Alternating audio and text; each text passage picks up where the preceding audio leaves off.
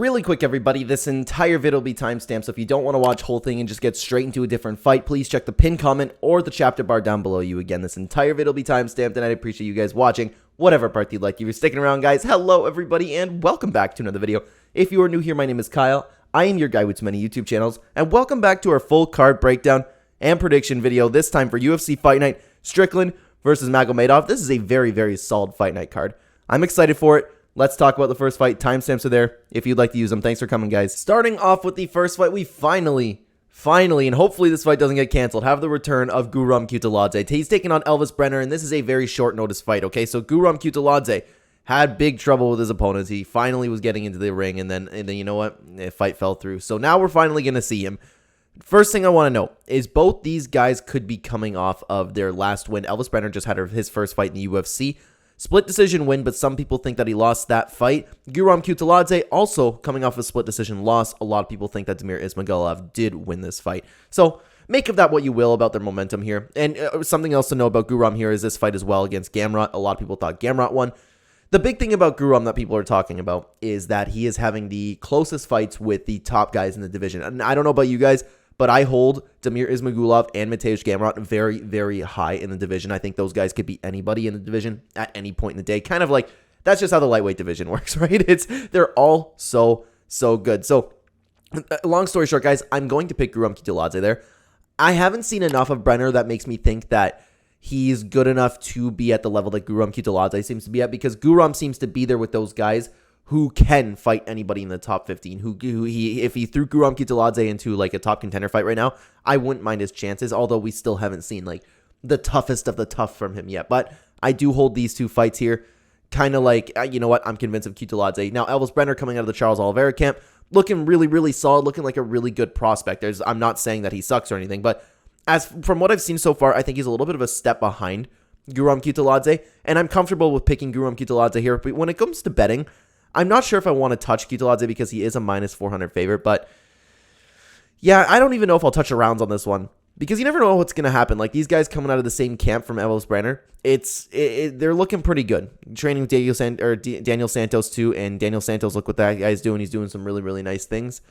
I don't mind Brener's chances in this fight, but I am comfortable picking Guram Kutateeladze here. I think that this could be, no matter where it goes, it'll be like probably mostly stand-up, but if it does go to the ground, Guram might have the advantage there as well, even though Brener does have some really nice BJJ.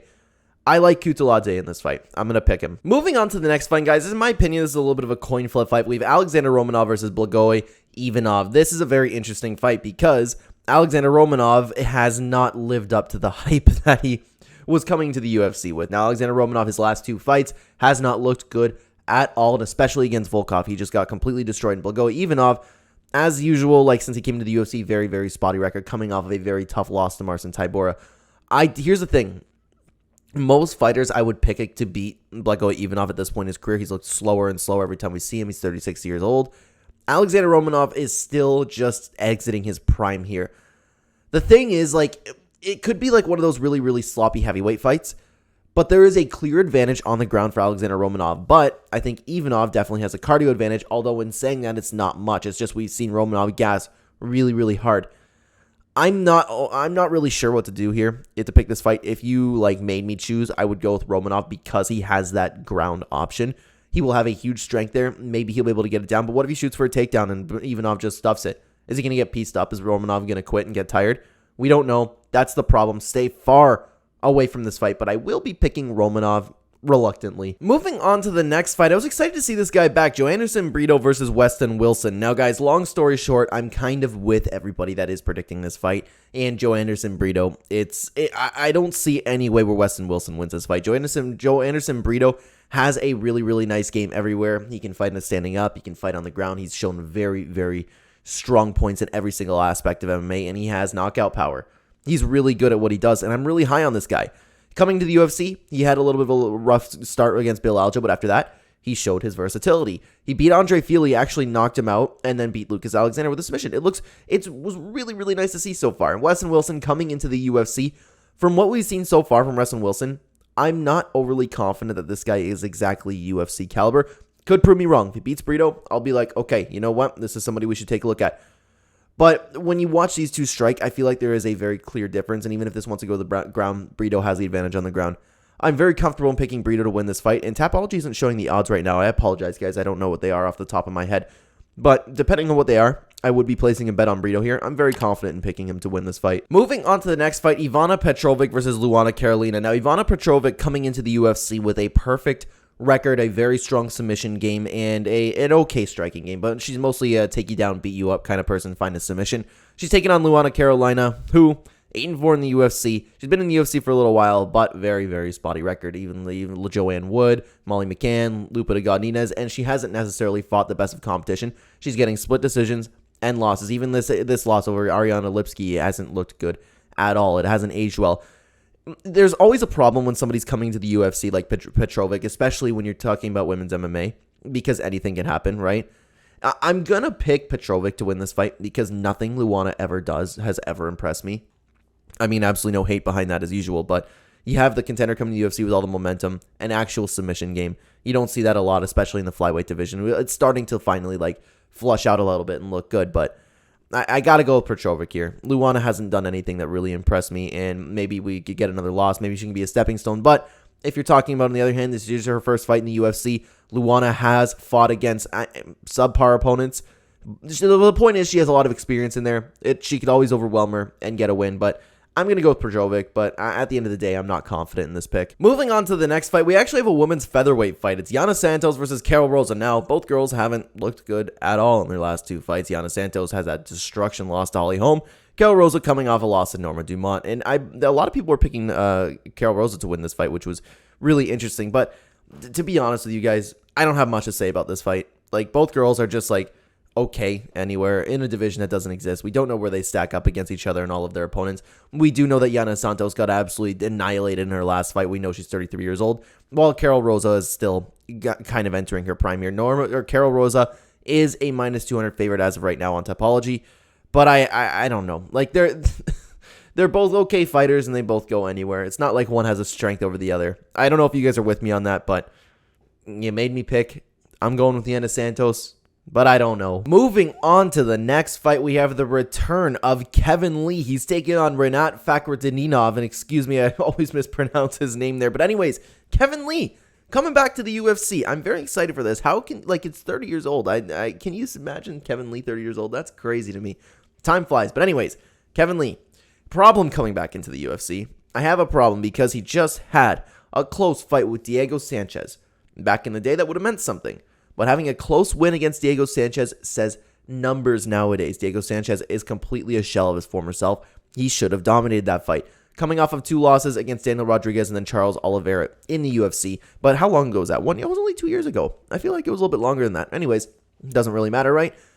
The thing with Kevin Lee, he has had so many close fights with so many guys at the top level of competition. So he belongs here. He belongs in the UFC. He's a good fighter. He just he just comes up short so many times. He's taken a guy in Rinat who is a very, very, he looks like he's going to be a strong contender in the division. Coming off an amazing win over Brian Battle.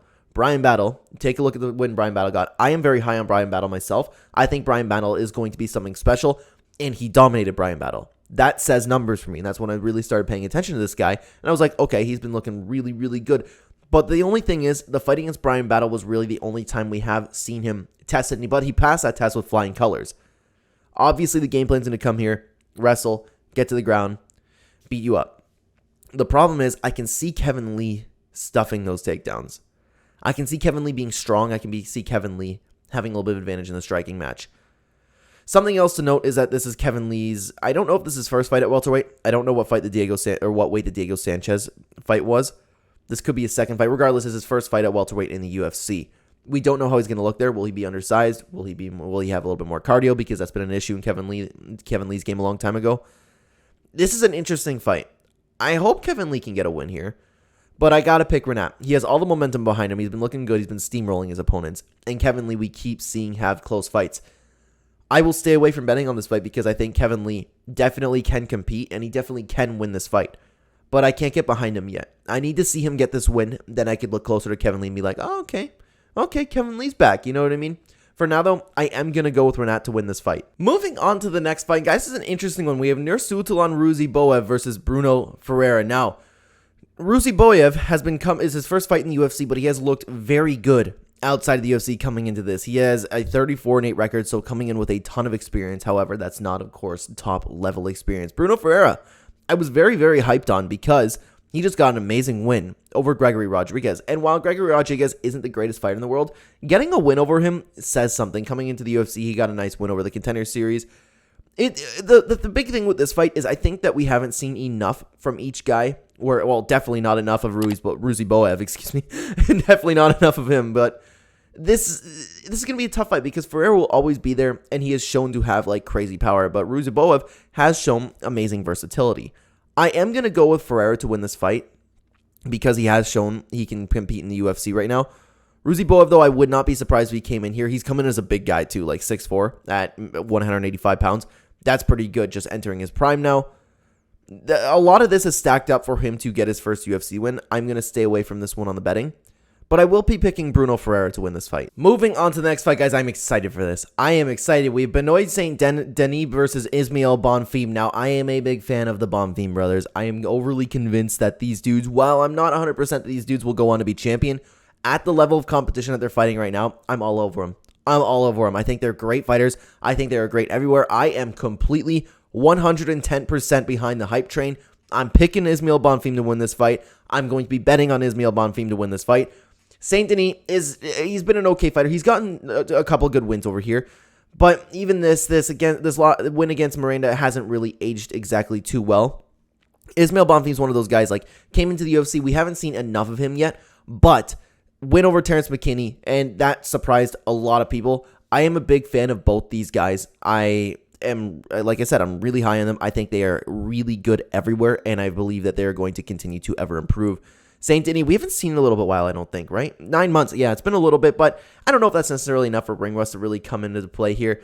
He's had some, like, okay performances, but the thing is, I don't think he's necessarily on the level of Bonfim. Saint Denis is going to want to come in, get a takedown probably, but even then, if you take down Bonfim, I believe this guy will be better everywhere. I'm very confident in this pick. I'm picking Bonfim to win this fight. Moving on to the next fight, we have the return of Ariane Lipski versus Melissa Gatto. Now, Lipski is a very, very inconsistent fighter. I was high on her when we first saw her into the UFC, but then we've seen her have just really, really spotty performances. Sometimes she'll win, sometimes she'll lose, but this fight against JJ Aldrich, she looked like she reinvented herself a little bit. However, with her 50-8 spotty record, I am not still sold on her. While she did have a good performance, I'm like, I need to see, like, a good 3-fight win streak from her to really get behind her again. Now, Melissa Gatto came into the UFC looking really, really good. Did a win over Victoria Leonardo, got a nice win against Eubanks there, but then had a loss to Tracy Cortez, and Tracy Cortez kind of, like, it wasn't like a real dominant performance, but she kind of did whatever she wanted in that fight. So Gatto needs a win here. This is the first time we have seen her get a loss, and I'm going to pick Gatto to win this fight because she's shown, like, she's okay. She's kind of okay everywhere. Like I said, Ariane Lipski, man, I just can't pick her. Even if she has a strength, which might be the case on the ground, I feel like Ariane Lipski might have the better BJJ. But it's just sometimes we see her fight, and I'm like, what the hell are you doing? At least I haven't seen that from Gatto yet. It's just women's flyweight for you guys. Like, it's your typical fight in this division here. Anything could really happen. I'm going to pick Melissa Gatto here because I am not going to pick Ariane Lipski to do anything ever again. I hope she gets a win. I hope Ariane Lipski can get a win here, get back into the division because she's extremely promotable, but I guess Gatto is too. So I hope Lipski gets a win here. She needs it. I hope she can go on a little bit of a streak here, but I'm not confident one little bit that she's going to do it. I don't even know if I want to. Usually for women's fights, I bet 1.5 rounds. I don't even know if I want to do that in this fight. I can see Lipski take her down, getting a submission. I can see Melissa Gatto KOing her. I don't know. This is a tough fight, but I'm going to pick Gatto. Moving on to the next fight, I'm very interested in this fight, guys. We have Max Griffin versus Michael Moraes. Now, I'm not overly confident leaning either way on this fight. You have Max Griffin coming off of 2 fights where a lot of people think that he lost this fight. A lot of people think he won this fight against Tim Means, and a lot of people thought he won the fight against Neil Magny. A lot of people thought he lost against Neil Magny. So, coming off of 2 very, very spotty wins, while Michael Morales, on the other hand, 14-0, he's a huge prospect coming up. A lot of people are really hyped up on this guy, and I'm kind of hyped up on him too. Like, I'm not saying he's bad or anything. I'm saying that I'm just not 100% there yet. Max Griffin, it'll all depend how he does in this performance against Max Griffin. If he comes out there and just does what he has been doing and just steamrolls Max Griffin, I'll be like, okay, guys, look out for this guy. But Max Griffin has a ton of experience with great fighters. The only thing that I think Max Griffin's age has been starting to show just a little bit. 37 years old. That worries me, especially at welterweight. Like I said, Tim Means is a shell of what he once was, and I'm still not. I don't think you should be getting a split decision over Tim Means over here. Neil Magny, I think Neil Magny is one of those guys where you can win any time and lose any time. He has that Michael Johnson kind of effect, but still, he has been a little bit of a slower pace Max Griffin. He didn't look like horrible in either of these fights, don't get me wrong. It's just like Max Griffin has looked better in like these fights that we've seen, but even then when you want to go back and look at these fights, like Carlos Condit, also a shell of his former self, and then Kenan Song, a lot of people aren't high on. You know what I mean? He's gotten nice wins and nice performances, but it's not, he has a lot of UFC experience, but it's not over the same level of guys where he should be in his position. Does that kind of make sense? I don't know if I'm making too much sense there. But anyways, Michael Morales is coming in. He's looked good everywhere, shown great striking, great grappling. He's a very, very nice all-rounded fighter with some really nice KO power. What does worry me is he hasn't necessarily been in the UFC for a long time. While he has looked really good, I can see this fight being one of those times where this prospect just gets finished. But I can also see Michael Moraes coming out here and just starching Max Griffin. I can see it, man. Very tough fight to pick. I don't think he should be a 220 favorite. So if you're looking for an underdog, maybe Max Griffin is a good idea. I'm going to pick Michael Moraes, but I'm not confident that he's going to win. I'm kind of like 70-30 on this one. But I'm going to go with Moraes. I'm going to go with the hype train. Let's see if it continues. Moving on to the next fight, Damir Ismagulov taking on Grant Dawson. I love Damir Ismagulov, and I've loved watching him fight.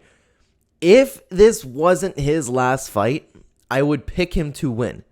Damir Ismagulov, I believe, is better everywhere. While Grant Dawson has a very nice 19-1 record, the guys he's fought, it's like, you know what, it's okay competition, but at the same time, he's looked very, very good in the UFC so far. I wouldn't mind picking him against a lot of guys in the division. I think Grant Dawson is good. I just believe Damir Ismagulov is one of those guys who in the lightweight division, you can throw him against anybody. And just kind of like I was talking with Guram Kutateeladze, I believe you could throw him against anybody in that division, and he would either make it competitive or he would win. Coming off of a rough loss against Arman Tsarukyan, Arman just did what Arman usually does. He kind of got out-wrestled, but he didn't look absolutely horrible in that performance. It was a very, not a close fight, but it was a competitive fight, okay?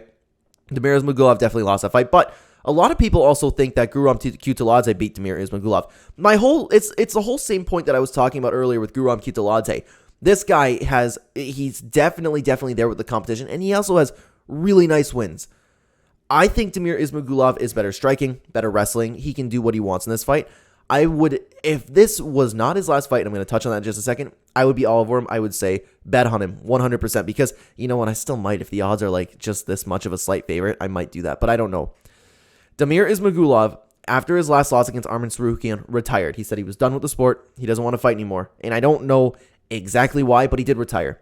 He's now coming out of retirement and honoring the last fight on his contract. So, knowing that this is Damir Ismagulov's last fight, I mean, like, unless he unretires again, but I don't think that'll happen. He's been talking about how this is his last fight. He's just honoring the contract. This is the last fight on the contract. He's going to fight it out. One more payday, one more fight. How hard necessarily are you going to be training, and how hungry could you be coming into this fight? That's my big question. If a guy's coming in, wants one more paycheck and one more fight, he probably wants to win the fight, don't get me wrong, but he will not be nearly as hungry as Grant Dawson. What if it gets really tough in there? Is he really going to just keep risking his health? I don't know. That comes with too many questions, knowing that this is going to be your last performance. That makes me really, really hesitant to pick Damir Ismagulov. What if he gasses? He has shown great cardio, but what if he comes in here not in shape? The upset is definitely here for Grant Dawson because of those reasons, but I do believe Damir Ismagulov is the better fighter, no matter where the fight goes. I'm going to pick Damir Ismagulov, but understand that he might not look himself, and Grant Dawson could just get another really, really nice win here. Moving on to the main event, we have Sean Strickland versus Abus Magomedov. Now, guys, coin flip fight. I really think that. I don't know what to think of in this fight because Sean Strickland, we kind of know where Sean Strickland sits in the division, coming off of a really nice win against Nasruddin Imavov and a Jared Cannonier split decision loss, which I thought he clearly won. So if you're looking at his last five, I think his only loss is to Alex Pereira personally. The point is we kind of know where Sean Strickland sits in the division. Abus Magomedov, we don't necessarily know. Coming to the UFC, he's been looking good outside of the UFC. He's coming with a lot of hype. Okay, he's a good fighter. I believe he has a lot of potential. He came into the UFC, got a nice win, but that fight was less than a minute. So it's really like, okay, did he pass that test with flying colors? Or is it just we still need to see a little bit more from him? And I'm kind of on the side we need to see a little bit more. His skill set has shown so far that he has the potential to be here in the UFC, but Sean Strickland is a very, very good contender, and they're really throwing Magomedov into the fight with the dogs here.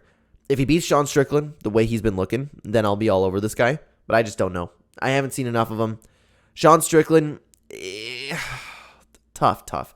I can see a world where Sean Strickland just like outworks him and outpaces him and just jabs him in the face all night, but I could also see Abus Magomedov contending with the striking, putting on some really nice pressure, potentially getting a takedown. But how long has it been since we've seen Sean Strickland controlled on the ground? There's too many unanswered questions about Magomedov for me to pick. I think this is a complete 110% 50-50 fight. If you had a gun to my head, I'd pick Magomedov, but I do not know. I'm staying far away from this on betting.